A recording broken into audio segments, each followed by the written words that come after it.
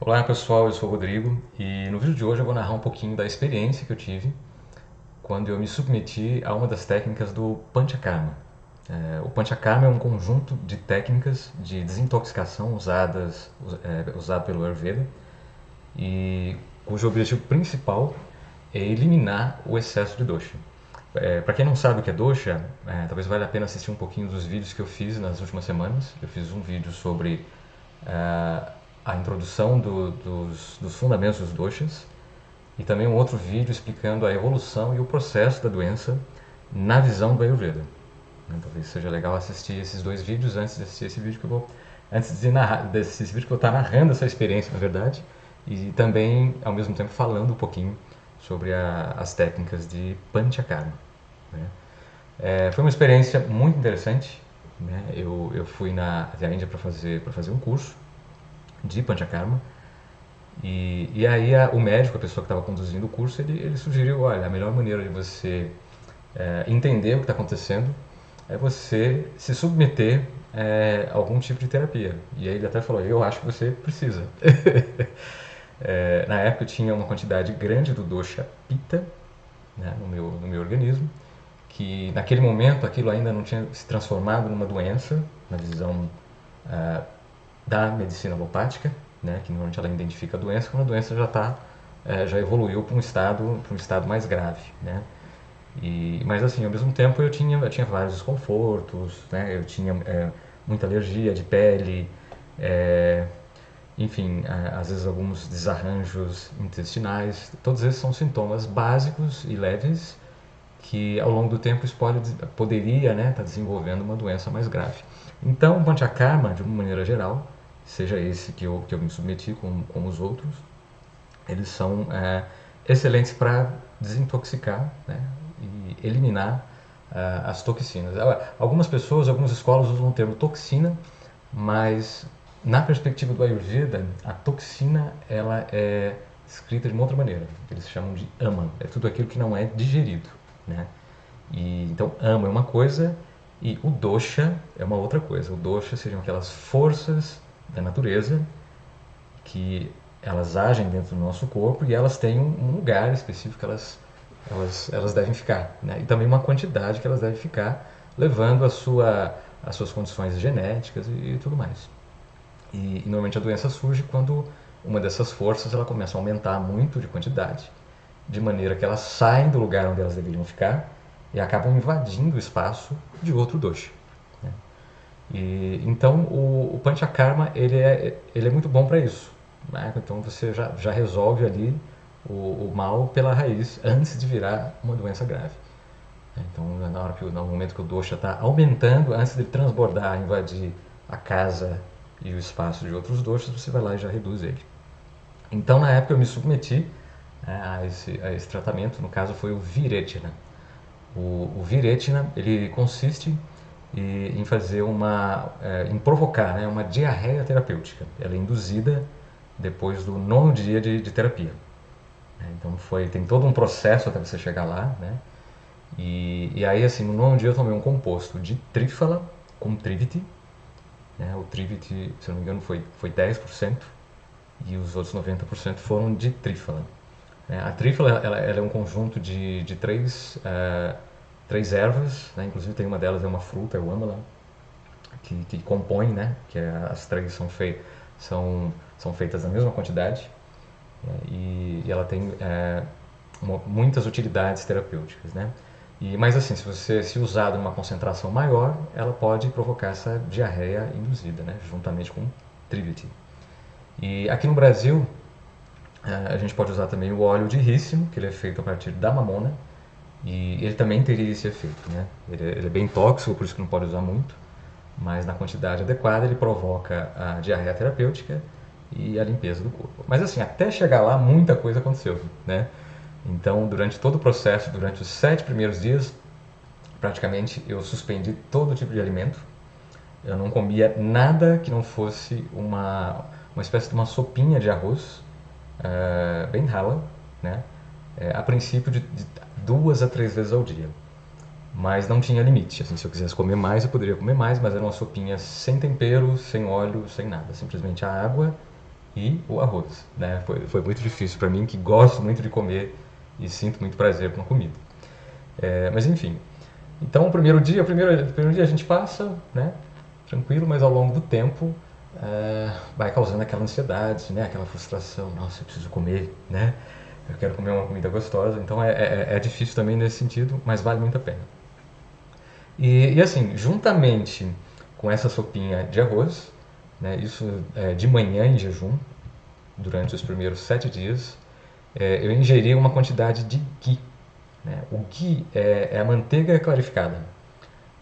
Vocês já devem ter cozinhado com manteiga, não sei se provavelmente vocês já tiveram curiosidade ou precisaram cozinhar alguma coisa da manteiga. Né? Então, quando você coloca a manteiga na frigideira, depois de um tempo ela começa a soltar uma espuma marrom.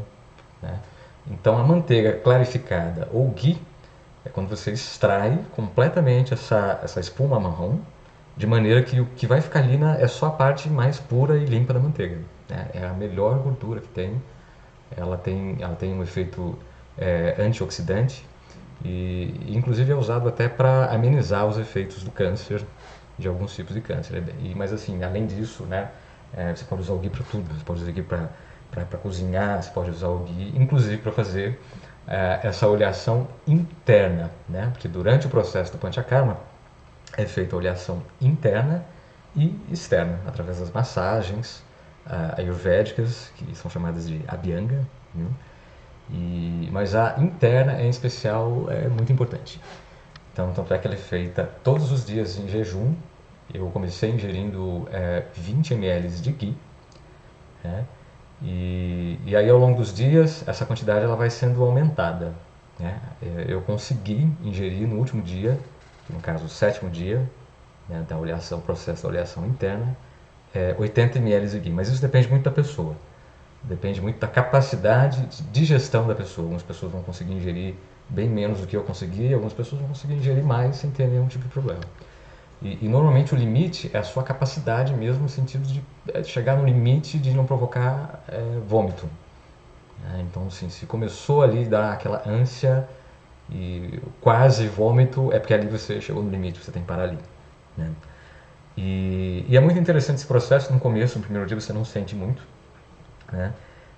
Mas assim, a partir do que eu me lembro do terceiro ou quarto dia, você começa a notar como se o excesso de dosha pitta estivesse sendo empurrado para fora através da pele, né? E também para dentro, né? E sendo eliminado através da urina e das próprias fezes. Então em mim, assim, aqui nessa região aqui, né? Ela ficou toda avermelhada, né? Como se fosse uma alergia, mas sabe que quando você coce a pele fica irritada, toda avermelhada, mais ou menos isso. Também aqui na região do pescoço, né? E em alguns lugares na perna, atrás das coxas, aí varia muito de pessoa para pessoa, né? Então, aquilo também é uma outra coisa que incomodava, né? Além do fato de você estar sem comer, praticamente comendo só aquela sopinha de arroz, você ainda tem que, né? Nossa, aquela coceira, às vezes coça, incomoda e tal. Esteticamente fica feio, né? Às vezes até pelo próprio rosto, na testa também vem um pouquinho. Enfim. Mas eu acredito que no quinto dia isso já estava começando a ficar mais ameno. Comecei a não observar muito mais essas manchas avermelhadas no corpo. E uma outra coisa que me chamou a atenção também foi o emagrecimento. Eu tenho uma tendência um pouco maior assim de emagrecer, algumas pessoas são ao contrário, né? Mas eu quando fico sem comer, primeiro que eu fico muito irritado, né? E algumas pessoas ficam assim. E também eu comecei a emagrecer muito rápido, que foi o que aconteceu. Chegou no quarto dia eu tinha emagrecido 5 quilos. Tá? Até que eu cheguei para o médico, que era também meu professor lá do curso Panchakarma, eu estava fazendo as coisas meio que em paralelo, né? E aí cheguei para ele e falei, vou ter que parar, porque desse jeito eu vou sumir, né? Eu não paro de emagrecer. E aí ele falou, olha, espera um pouquinho, quando chegar no quinto, sexto dia, você vai estabilizar o seu peso e você não vai emagrecer muito mais. E de fato isso aconteceu. Né? E é engraçado que também chega no quinto, sexto dia, você já passou aquela irritabilidade, aquela irritação, né? aquela fome, que eu tinha uma fome muito excessiva. Inclusive quando passava do horário e tal, às vezes eu dava dor de cabeça, enfim. E foi muito interessante, né? Vai chegando já no sétimo dia, que é praticamente o último dia da olhação interna, todos esses sintomas, inclusive esse ímpeto, né, em comer e tal, e ele vai diminuindo e as manchas foram diminuindo, também foi muito interessante. E aí, no oitavo dia, o que aconteceu? Eu voltei para minha dieta normal. É claro que não sem chutar o balde demais. Eu voltei a comer coisas que eu comia no dia a dia, mas uma quantidade um pouquinho menor, né? Por que isso? Porque no nono dia é o dia D, é o dia que vai ser provocada ali a diarreia terapêutica. E se você estiver fraco, você pode passar mal, pode cair a sua pressão, né? Você pode ficar inconsciente. Então é importante no oitavo dia se alimentar normalmente como você já se alimentava, com uma quantidade reduzida, antes de começar o panchakarma. E, e aí, no dia D, né, eu não tomei mais o ghee, né, o ghee ele é só até o sétimo dia. O médico ele chegou com uma pílula que ele é de uma família tradicional, prática de Ayurveda, de mais de 1000 anos, foi muito interessante isso. Eles fazem a faculdade, que lá o Ayurveda ele é tido da mesma maneira e olhado com o mesmo nível de respeito e relevância que a medicina alopática que foi levada pelos ingleses. Né? Então eles estudam, fazem a faculdade de 5 anos, eles enfim, fazem mestrado, doutorado, né? Às vezes publicam artigos, mas essa coisa da tradição da família, isso lá tem um peso muito grande. Né? Então eles tinham uma espécie de uma farmácia, entre aspas, né? Que manipulava as ervas e faziam os remédios ayurvédicos. Né? Então eles fizeram uma mistura para mim, que ela tinha sido já prensada como se fosse um comprimido, e com a trífala, que é mais ou menos 90%, e 10% de triviti, que é uma erva extremamente tóxica, mas ela é muito útil, né, desde que usada em pequena quantidade, para provocar a diarreia terapêutica. Então, no meu caso, demorou mais ou menos umas 2 horas depois que eu comecei a ingerir o comprimido, até cheguei para ele e falei, acho que não está funcionando para mim, né? E aí ele virou para mim, né, o Dr. Danish, ele falou, olha, espera mais 30 minutos que você vai ver o que vai acontecer. E de fato, né? Eu fiquei praticamente o resto do dia todo no banheiro, e até que chegou um ponto que começou a sair uma espécie de... começou a sair água, como se não tivesse mais nada para sair ali, né? E é muito difícil o processo, não só o processo, mas o dia D, né? Que no total ali foram 9 dias. Mas assim, agora eu vou falar um pouco do que aconteceu comigo depois que eu fiz o Panchakarma, no caso o Vireti, né? O meu senso de paladar ele melhorou, eu comecei a sentir gosto de coisas que antes eu não sentia, o meu olfato melhorou, né? E até a minha visão melhorou, foi uma coisa muito interessante, assim, né? E o mais impressionante de todos foi que eu fiquei muito mais resistente às doenças. Eu fiquei praticamente, isso porque eu fiz uma vez só o Panchakarma, eles recomendam que nós façamos pelo menos uma vez por ano, mas eu fiquei 7 anos sem ficar doente, sem ter febre, sem ter nenhum tipo de... Eu tive febre, eu não sei o que foi uma virose, assim, mas foi só febre, não aconteceu nada e depois a febre sumiu. Há mais ou menos um mês atrás, que a minha sobrinha foi me visitar, ela trouxe lá uma espécie de uma virose, eu acabei pegando, mas passou, né?